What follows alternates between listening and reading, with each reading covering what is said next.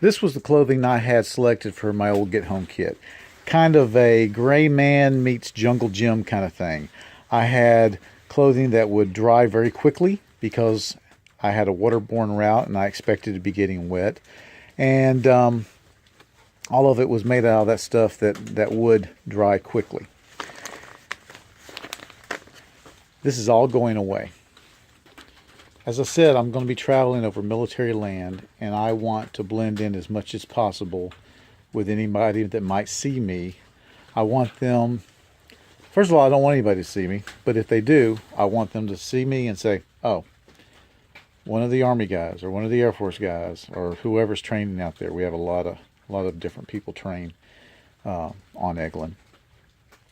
And you say, well, good Lord, these are old Woodlands. Why would you get these? Why wouldn't you go with the OCP or the multicam or even the ugly sage green? Well, believe it or not, we have Green Berets and Rangers training here, and they still like to wear these, especially out here. So it is not uncommon to see somebody still wearing these out in the field. Around base, no.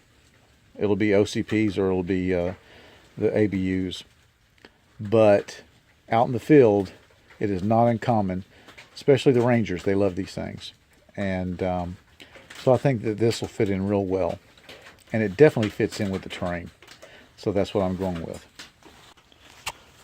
Throw in an issue boonie hat, a nice long sleeve synthetic issue t-shirt, maybe a sniper veil and some good socks, and I'm ready to go.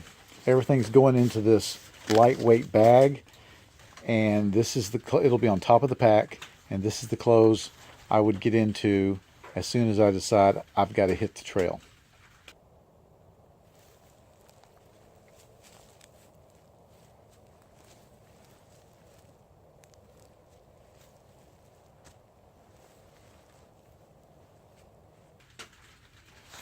Hell, I might even shave my beard just to fit in better.